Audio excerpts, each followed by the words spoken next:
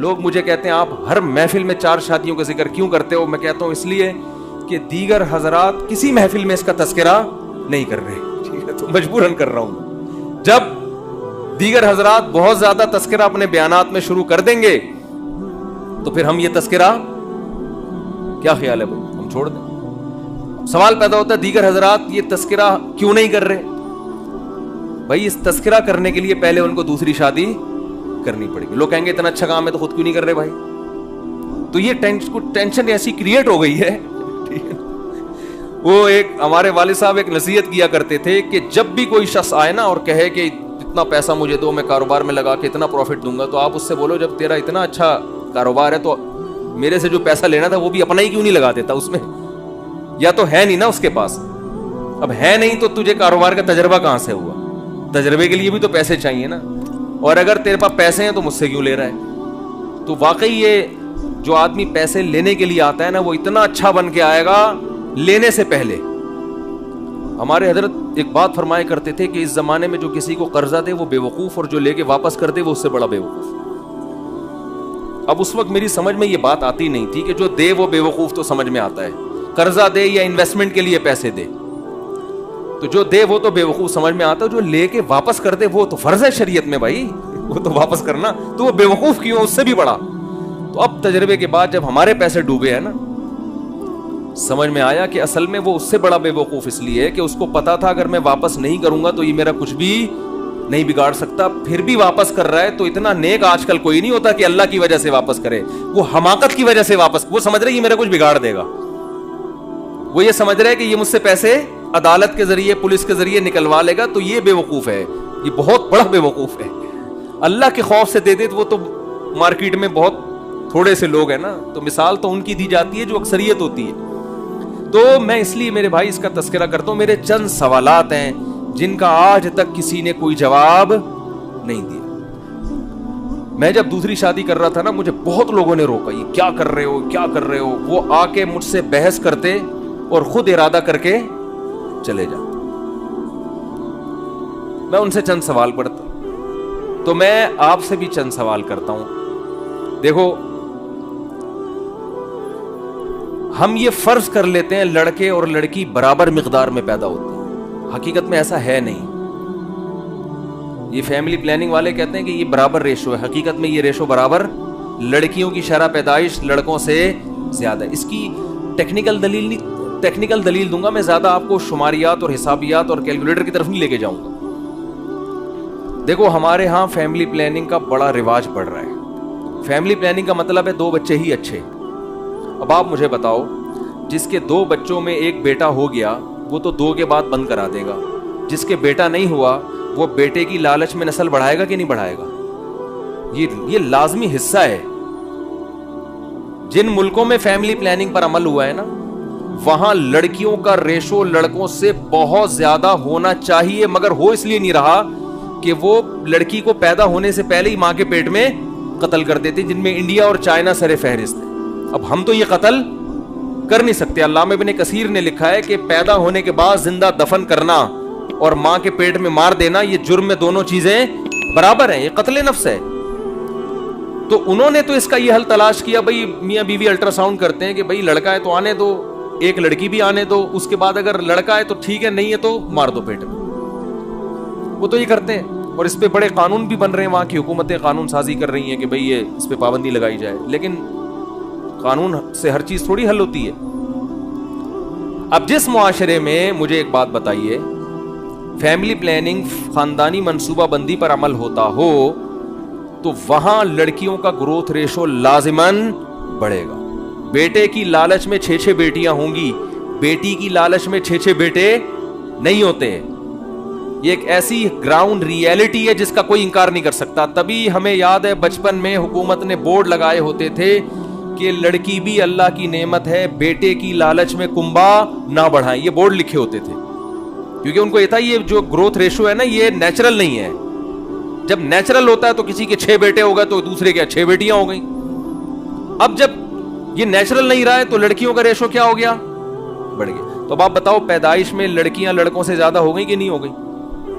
دوسری بات, medical science ये कहती है बचपन में लड़कों में जो रेजिस्टेंट पावर है बीमारियों के खिलाफ मुदाफात वो कम होती है, लड़कियों में ज्यादा।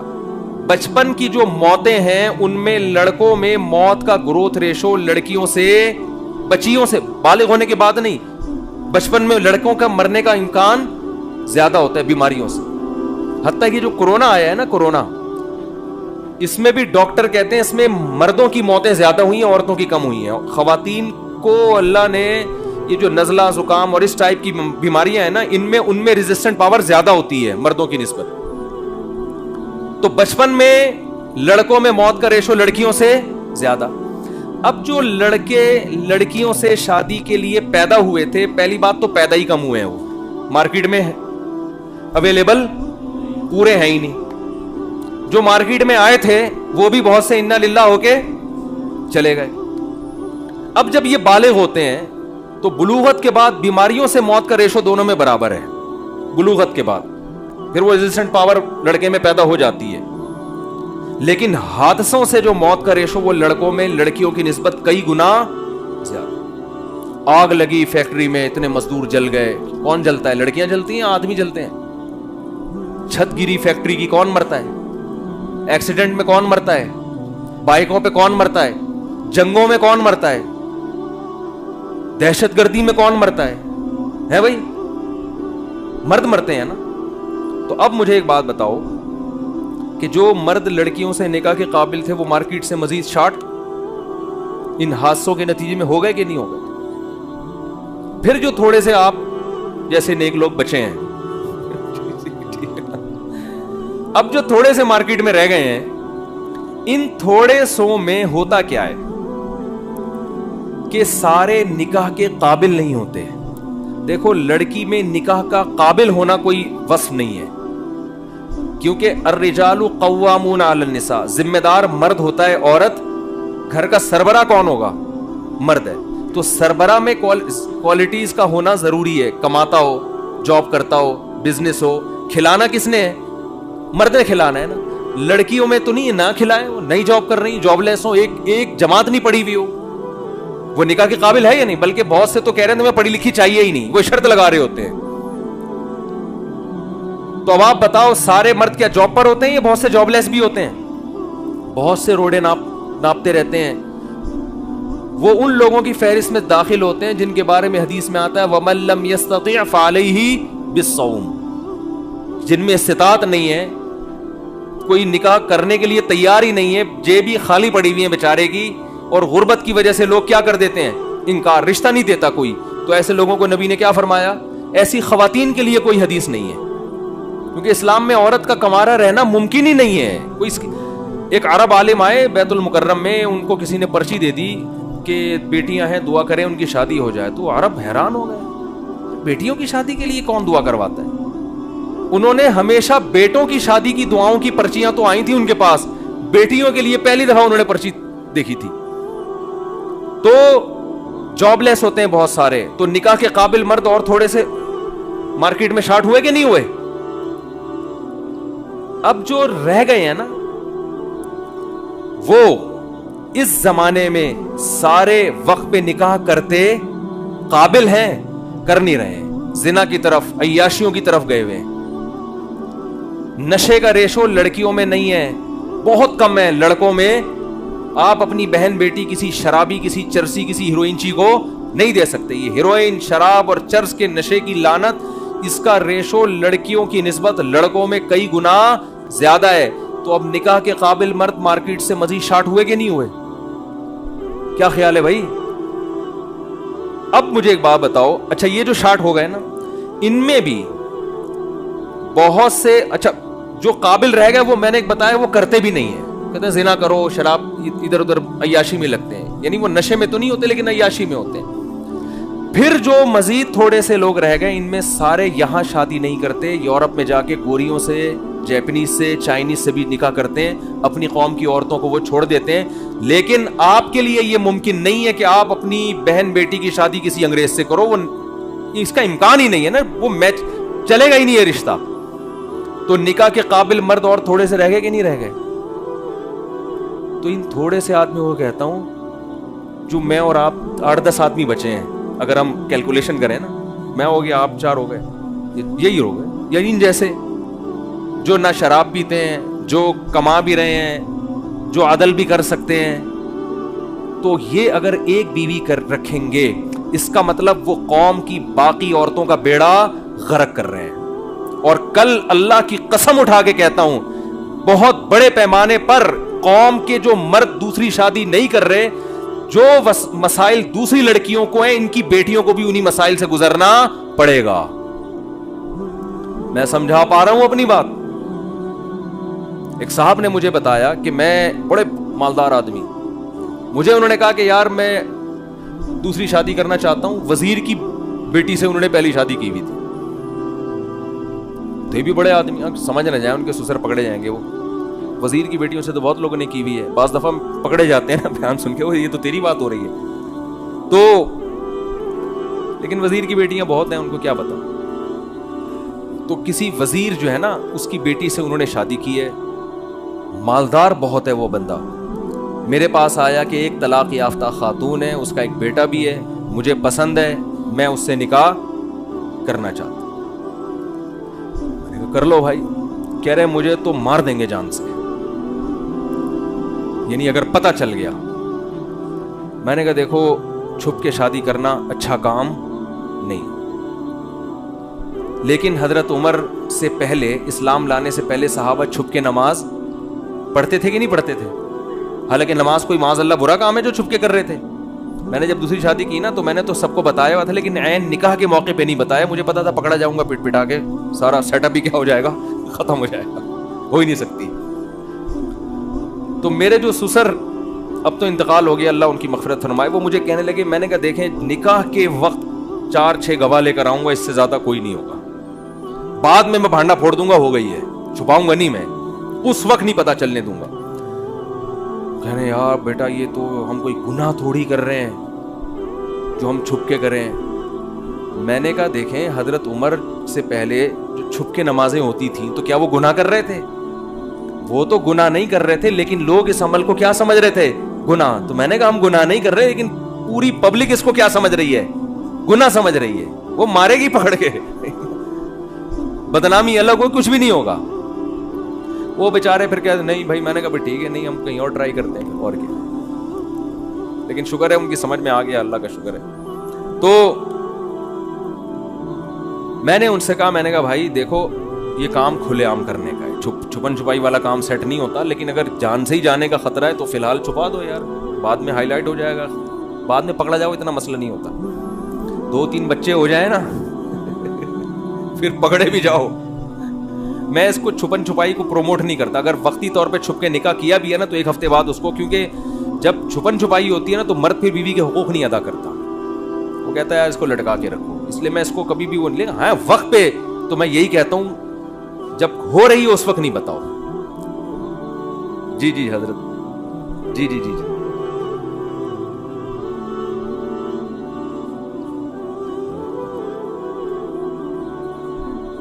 اچھا ماشاء اللہ, اچھا ماشاء اللہ, ماشاء اللہ ماشاء اللہ, زبردست جذبہ دیکھو. اچھا اچھا, ماشاء اللہ ماشاء اللہ ماشاء اللہ, زبردست زبردست. یہ ڈنڈا آپ نے اسی وجہ سے رکھا ہوا ہے.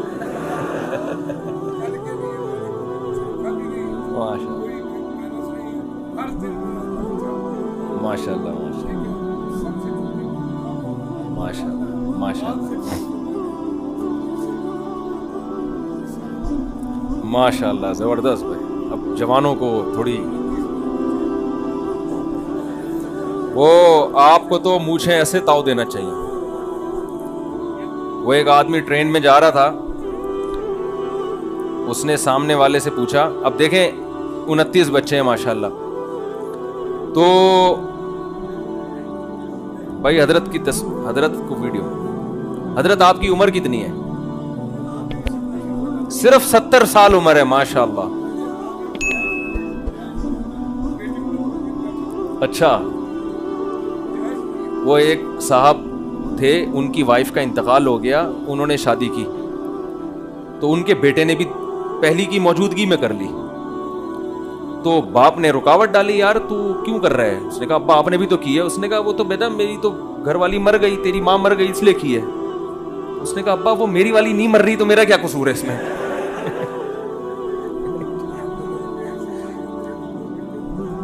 ماشاء اللہ ماشاء اللہ, زبردست زبردست. جی اب تو آپ کے لیے تو یہ چٹکلا ہے بیوی مرنے والا, کہ بیوی کے مرنے کی کوئی امید کرنا کوئی شریف آدمی کا کام نہیں ہے, ٹھیک ہے نا. وفا کرتا ہے عزت دار آدمی. تو دوسری شادی کر کے عدل کرنا ضروری ہے, پہلی کو بھولنا حرام ہے. نبی نے فرمایا جس نے 2 کی اور عدل نہ کیا اس کا آدھا دھڑ فالس زدہ ہوگا. خود نبی نے کیسا عدل کیا ہے. یہ سب شرطیں عدل کے ساتھ ہیں, یہ ذہن میں رکھیں. اچھا میں جلدی سے بات کو مکمل کرتا ہوں. تو میں نے ان سے کہا بھائی کر لیں, تو انہوں نے کہا کہ میرے کوئی روحانی پیشوا ہیں, کوئی پیر و مرشد ہیں اور بڑے متبع سنت ہیں, انہوں نے مجھے منع کر دیا دوسری سے. میں نے کہا یار مجھے ایک بات بتاؤ, تمہارے جو پیر صاحب ہیں جو بھی ہیں اچھے ہی ہوں گے, اگر ان کی بیٹی طلاق یافتہ ہوتی, اس کا ایک بچہ ہوتا اور اس کے لیے تمہارے جیسے جوان آدمی کا, مالدار آدمی کا رشتہ آتا, تو اگر نہ کرتے نا تو اپنی بیٹی کے ساتھ زیادتی کہ اس کو نکاح سے محروم کر رہے ہو. ہاں کرتے, سوال پیدا ہوتا ہے اپنی بیٹیوں کے لیے اور دوسروں کی بیٹیوں کے لیے اصول الگ الگ کیوں ہیں؟ میں سمجھا پا رہا ہوں اپنی بات؟ میں نے کہا اللہ میاں نے اجازت دی ہے, فَانكِحُوا مَا طَابَ لَكُم مِّنَ النِّسَاءِ, آگے وَإِنْ خِفْتُمْ أَلَّا تَعْدِلُوا, تمہیں خوف ہو کہ اگر عدل نہیں کر سکتے, بس ایک شرط ہے, حقوق نہیں ادا کر سکتے پھر نہیں. اللہ یہ نہیں کہا فلاں بزرگ نے کیا فرمایا, ابا کی اجازت, ماموں کی اجازت, پھپھو کیا کہے گی, اللہ نے ایسی کوئی شرط. اللہ نے کہا اگر تمہیں خود اپنے بارے میں یہ خوف ہے کہ تم برابری عدل نہیں کر پاؤ گے تو اس کے علاوہ کوئی شرط نہیں ہے. تو میں تو اس کو بھی توحید سمجھتا ہوں بھائی. میں جب دوسری کر رہا تھا اتنی مخالفت کہ اس مخالفت نے مجھے موٹیویٹ کیا. میں نے کہا یہ تو اب ایسے ہی ہو گئی کہ جیسے میرا باپ مجھے کوئی مٹھائی لا کے دے کہ بیٹا کھا لے, اور میرا دل بھی چاہ, یا تو نا اپنا ہی دل نہ چاہ رہا ہو, یا آپ کو پتا ہے مٹھائی کھاؤں گا تو پیٹ خراب ہوگا, اس بیس پہ انکار کر دو, وہ کوئی مسئلہ, وہ ٹھیک ہے. لیکن دل بھی چاہ رہا ہے, پیٹ بھی برداشت کرے گا اس کو, ماموں منع کر رہا ہے کہ نہیں کھا, اب میں نہیں کھا رہا تو ابا کہے گا بیٹا کیوں نہیں کھا رہا, میں تجھے ترغیب دے رہا ہوں کھا, تو میں کہوں گا ماموں منع کر رہے ہیں. اب ابا کو آئے گی غیرت کہ یار تو اب میرے اپنے ماموں کو, میرے سالے کو مجھ سے زیادہ ویلیو دے رہا ہے. بھائی تو بول دیتا میرا پیٹ خراب ہے یا مجھے شوگر ہے یا میں مٹھائی کھاتا ہی نہیں ہے, تو ابا کو اس پہ غصہ نہیں آئے گا. آپ اگر دوسری نہیں کر رہے, آپ افورڈ نہیں کر سکتے, آپ ٹینشن نہیں لینا چاہتے, آپ بیوی کے غم آنسو نہیں دیکھنا چاہتے, ٹھیک ہے, آپ اس لیے کہ لوگ کیا کہیں گے, اس کا مطلب اللہ کہہ رہے بھائی کوئی گناہ نہیں ہے اس میں, اور آپ کہہ رہے پبلک کیا کہے گی. یہ پھر یہ مسئلہ آ جاتا ہے غیرت کا. وہ بھائی جب اللہ نے کہہ دیا باڑ میں جائے ایسی کی تیسی, جو مرضی کہتے رہو. تو میں نے ان سے کہا کہ بھائی, اور انہوں نے کی الحمدللہ, اور 8-10 سال ہو گئے نبھا رہے ہیں الحمدللہ. تو مجھے یہ بات بتاؤ, جب اتنی عورتیں بے نکاحی ہیں, تو میں ایک مثال دیتا ہوں کہ 4 آدمی جو تیراکی جانتے ہیں, جن کا کام ہے سمندر میں ڈوبتے ہوئے کو بچانا, وہ 4 کھڑے ہوئے اور اتفاق سے 4 آدمی ڈوب گئے, تو یہ چاروں میں سے ایک ایک کو ڈوبنے سے بچائیں گے نا, کیا خیال ہے؟ لیکن ڈوبنے والے 4 ہیں, اور جو 4 ہیں نا جو بچانے والے, ان میں 2 بھاگ گئے. تو اب یہ 2 کی ذمہ داری ڈبل ہوگی کہ نہیں ہوگی؟ یا یہ کہیں گے کہ ایک کو تو ہم نے بچا لیا, دوسرے کو مرنے تو وہ اس کی ذمہ داری تھی, میری ذمہ داری نہیں ہے. وہ بھائی اب آپ کی ذمہ داری ڈبل ہو گئی ہے. ہونا تو یہ چاہیے تھا قوم کے ہر مرد نکاح کرتا, ان عورتوں کو ٹھکانہ دیتا, لیکن ہر مرد قابل نہیں ہے, زندہ ہی نہیں ہے, مارکیٹ میں اتنے بندے ہیں ہی نہیں. تو جو ہیں, جن کو اللہ نے استطاعت دی ہے, ان کی ذمہ داری بولو. میں نے اپنی کتاب جو لکھی ہے نا 4 شادی, اس میں ایک عرب عالم عبداللہ ابن عبد الرحمن, عبداللہ جبرین کے نام سے مشہور ہیں, بہت بڑے عالم تھے سعودی عرب کے, ان کا ایک فتویٰ نقل کیا ہے کہ جن علاقوں میں عورتوں کی کثرت ہے اور وہاں مرد ایک ایک بیوی پر اکتفا کیے ہوئے ہیں, جبکہ ان میں زیادہ نکاح کی استطاعت ہے, ان کے الفاظ ہیں اپنی کتاب میں میں نے نقل کیے کہ اگر اس کے باوجود وہ ایک نکاح کرتا ہے, فَنَرَا أَنَّهُ آثِمٌ, ہم یہ سمجھتے ہیں کہ وہ گناہگار ہو. میں یہ فتویٰ نہیں دے رہا کہ آپ سب کبیرہ گناہ کے مرتکب ہیں, میں صرف ایک فتویٰ نقل کر رہا ہوں اور بتا رہا ہوں کہ اس کو آپ ہلکا نہ لیں. سمجھ میں آ رہی بات؟ اس سے نسل بڑھے گی. عبداللہ ابن عمر رضی اللہ تعالیٰ عنہ کی زوجہ کا انتقال ہوا تو انہوں نے ارادہ کیا اب میں شادی نہیں کروں گا. وہ بڑے صوفی قسم کے تھے, عبادت گزار تھے. تو حضرت ان کی جو بہن تھیں حضرت حفصہ رضی اللہ تعالیٰ عنہ, انہوں نے سخت تنبیہ کی. فرمایا آپ نکاح کریں اس لیے کہ آپ کو اولاد ملے گی, اس سے وہ اولاد آپ کے لیے مغفرت کی دعا کرے گی. تو کیسی اولادیں ملی ہیں. سالم ابن عبداللہ ابن عمر, بخاری کے مشہور راویوں میں سے. اگر عبداللہ بن عمر نہ کرتے نکاح تو سالم بن عبداللہ بن عمر جیسے ملتے کیا. تو یہ اس لیے بھائی اس میں قناعت سے کام لینا ہمارے نبی صلی اللہ علیہ وسلم کا طریقہ نہیں. سمجھ میں آ رہی بات؟ کوئی سوال آپ لوگوں نے پوچھنا ہو تو 5 منٹ کا ٹائم ہے, بلا تکلف جو پوچھنا ہے. اجازت ہے مولوی صاحب؟ آپ امام ہیں نا یہاں کے؟ کون امام؟ دیکھنے میں یہ لگ رہے ہیں اتنے باریک دبلے پتلے سے. جی اچھا ماشاء اللہ. کہتے ہیں کہ اگر محلے کا امام دبلا ہے نا تو یہ مقتدیوں کے لیے ایک عیب کی بات ہے کہ آپ کا امام اتنا باریک اور دبلا کیوں. سمجھ رہے ہو؟ تو یہ مقتدیوں کے لیے افسوس کی بات ہے. مقتدی امام موٹا ہوگا اس کا مطلب مقتدی کیا ہے؟ خیال کرتے ہیں امام کا. تو کوئی سوال کسی نے پوچھنا ہو, اجازت ہے جی امام صاحب آپ کی طرف سے بھی 5 منٹ بس. کوئی پوچھنا ہو, کوئی دل میں کوئی بات ہو تو بلا تکلف پوچھ سکتے ہیں. جی جی نہیں ایک گھر میں رکھیں تو میں کہاں رہوں گا بھائی, ہیلمٹ پہن کے جائے گا آدمی. ایک گھر میں رکھنا ظلم ہے. آج 2 بہنیں اکٹھی نہیں رہتی, 2 بیویوں کو تو مار مار کے بیچاری نفسیاتی یا تو خود مر جائیں گی یا آپ کو ٹینشن سے مار دیں. وہ ایک آدمی نے کہا نا کہ ایک خاتون نے اپنے میاں سے کہا کہ جب وہ اپنے میاں کا سر دبا رہی تھی, کہہ رہی تھی کہ جب آپ کی شادی نہیں تھی تو سر کون دباتا تھا؟ اس نے کہا اس وقت سر میں درد ہوتا ہی نہیں تھا, سر دبانے کی ضرورت ہی نہیں. جی محمد علی مرزا سے بات چیت نہیں ہو سکی. احقر تشریف تو لے کر گیا تھا لیکن دامت برکاتوں باہر نکلے نہیں, اور مارکیٹ سے ایسے شارٹ ہوئے کہ روزانہ ویسے ہی کوئی نہ کوئی کلپ آ جاتا تھا, وہ بھی نہیں آ رہا. ہمارا مقصد دیکھیں رسوا کرنا ہرگز نہیں تھا, لیکن ایک بات علماء سے ہم نے سنی ہے کہ جو صحابہ کے خلاف بولتا ہے نا اللہ اس کو پنپنے دیتے ہی نہیں ہے. یہ بس ایسا اللہ کا ایک نظام ہے کہ صحابہ کے خلاف اللہ نہیں سننا برداشت کرتے. ایک تو اس کے جو صحابہ کے خلاف بولتا ہے سب سے پہلے اس کے چہرے کا نور اللہ چھینتے ہیں, اس سے چہرے پہ رونق نہیں رہتی. اور دوسرا اس کے کسی بات میں وہ کتنے اخلاص سے کتنا ہی کام کر لے. بلکہ میں نے ایک عالم سے کسی کے بارے میں سنا, میں نے کہا وہ فلاں عالم تھے, انہوں نے صحابہ کے خلاف لکھا, بعد میں توبہ کر لی, پھر بھی ان کے سے کام نہیں ہو رہا اتنا. انہوں نے کہا کہ یہ ایسا جرم ہے نا کہ اس کی توبہ آخرت میں تو قبول ہوگی. ایسا لگتا ہے کہ دنیا میں اللہ توبہ قبول نہیں کرتا. ایسا اٹھا کے اللہ معاملہ کرتا ہے نا کہ بس اس کے عمل سے, اس کی تبلیغ سے اللہ نور چھین لیتے ہیں. تو یہ معمولی